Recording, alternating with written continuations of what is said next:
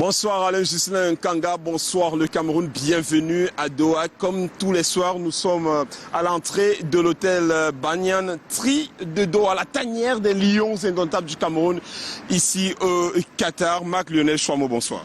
Bonsoir André Mirabeau, bonsoir à tous. On va prendre les dernières nouvelles des Lions indomptables, la séance d'entraînement d'après-match aujourd'hui, le point de presse du jeune Onla et de Gaël Ondoa, les déclarations et surtout les confessions du jeune Onla et les excuses. Il y a eu de l'actu. Ouais, on va aller pas à pas et avec la réalisation justement on peut voir les dernières images de la séance d'entraînement de ce matin. Lendemain de défaite, on a pu remarquer une atmosphère assez lourde au centre d'entraînement des Lions indomptables du Cameroun. C'était à 10h ce matin, 8h heure de Douala. Et pendant cette séance d'entraînement, la presse a droit à 15 minutes, les 15 premières minutes. Et vous le savez, eh bien, l'entraîneur, sélectionneur Rigobert Song-Bahanak a pris 20 minutes pour s'entretenir avec ses joueurs. Vous pouvez voir à l'image, il y avait le staff en noir d'un côté et les joueurs en blanc d'un côté. Et lui, il avait du blanc et du noir. C'est le symbole qui montre qu'il veut, il fait un appel à l'unité, serrer les coudes pour essayer d'aller faire un résultat positif contre la Serbie, parce que les défaites généralement engendrent beaucoup de crises et autres. Eh bien, il faut concentrer tout le monde, il faut faire concerner tout le monde par l'objectif à atteindre. C'est ce qu'on a pu donc voir sur le terrain aujourd'hui.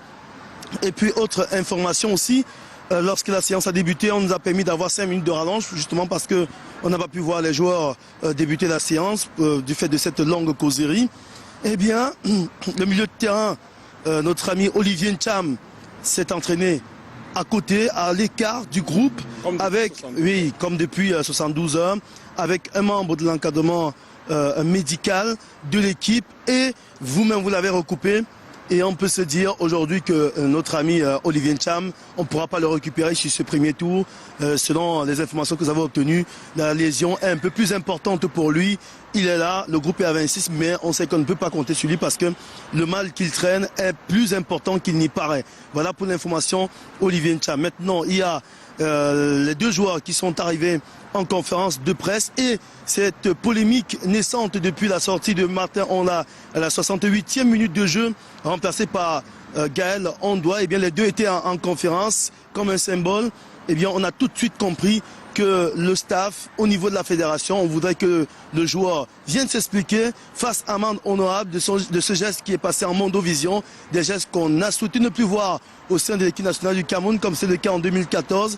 Eh bien, maintenant, là, tout de suite d'entrée de jeu, c'est comme s'il s'attendait à cette question de notre confrère Dafou, Léger Tienchu. Eh bien, il s'est excusé, il a dit que c'était pas consciemment et autres, et qu'il a causé avec Raymond Calan pour aller l'écouter dans quelques minutes. Et puis dernière info, c'est le programme qui nous attend, qui attend les Lions la veille du match contre la Serbie. Déjà que le staff nous donne cette information, ça n'arrive pas tous les jours, et on s'est dit qu'il y a quand même anguille sous roche, puisque le staff des Lions nous annonce que le sélectionneur Rigobert Song ne va pas se présenter face à la presse, comme ça se fait depuis le début de la compétition, en veille de match. Et bien qu'ils vont utiliser l'autre astuce de la FIFA, c'est-à-dire la visioconférence. Depuis que la compétition a commencé, je pense que le Cameroun sera la première nation à expérimenter la visioconférence ici, alors qu'on sait que le coronavirus est un peu résorbé dans le Qatar. Alain Ghislain Kanga, est-ce qu'on pourrait avoir une réaction de Douala, peut-être une question? Pas de questions forcément, peut-être revenir sur certains éléments que vous avez certainement apportés là-bas. Mais je pense que vous avez tout dit, André Mirabeau et Marc Chouamo.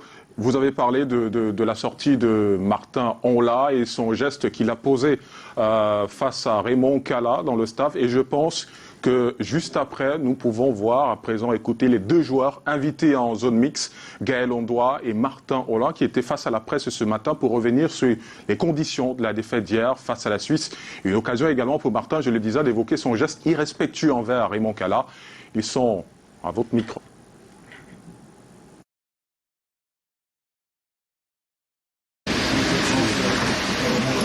Ouais, je regrette parce que, comme je vais dire, c'est un malentendu. À ma sortie, au moment de saluer le coach, j'ai pas prêté attention qu'il m'a tendu la main.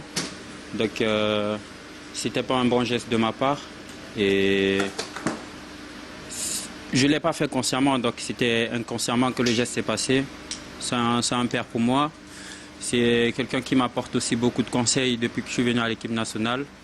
Et j'ai dû le voir, je me suis excusé, je l'ai appelé comme un papa et voilà, on reste dans la compétition. Ouais, on va dire qu'on va se remettre au travail. On doit garder le moral haut. On doit comprendre que dans une compétition comme celle-ci, elle se perd avec des petites erreurs. On va continuer à travailler. On va se mettre au travail pour essayer de corriger ce qui n'a pas marché, surtout dans la finition, parce que c'est un match où on aurait pu avoir 2 ou 3 buts. Donc on va se concentrer par rapport à cela. Sincèrement parlant, moi je suis un joueur d'équipe. Donc je m'adapte avec le positionnement que l'entraîneur me donne, puisque le plus important, c'est pas ma personne à moi, c'est apporter ma partition pour l'équipe nationale de mon pays et défendre ses couleurs valablement. Alors, Marc Chouamau et André Mirabeau Mahop, peut-être revenir sur cette rencontre qui a opposé aujourd'hui le Sénégal au Qatar et la première victoire de l'Afrique, on le disait tout à l'heure.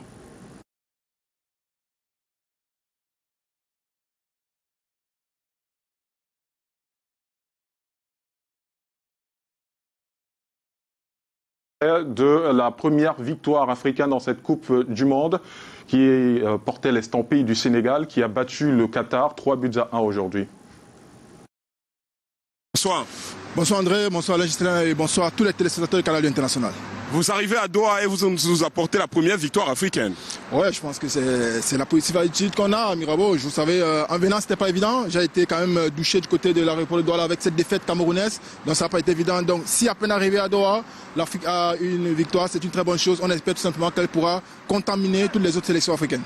Mais surtout, le Sénégal a gagné, mais les calcul reste clair pour cette équipe. Il faut s'imposer face à l'Équateur lors du dernier match pour espérer se qualifier pour le second tour.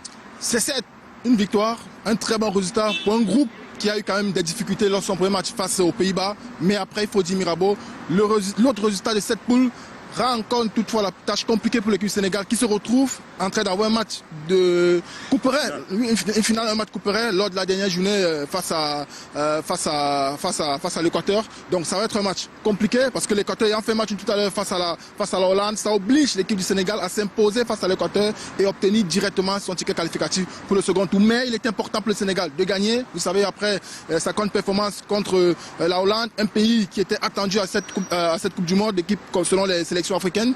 Cette fois-ci, le Sénégal a pu répondre favorablement en gagnant un match à ses pieds, il faut le dire, contre le pays organisateur qui est automatiquement éliminé de cette compétition.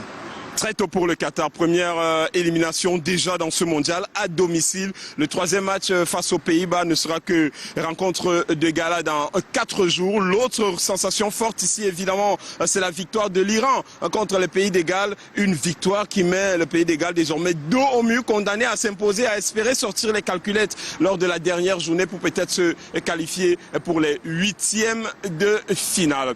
À Doha, pour Canal 2 International, André Mirabeau Mahop, Yves Tchamadeu et Marc Lionel Chouamau.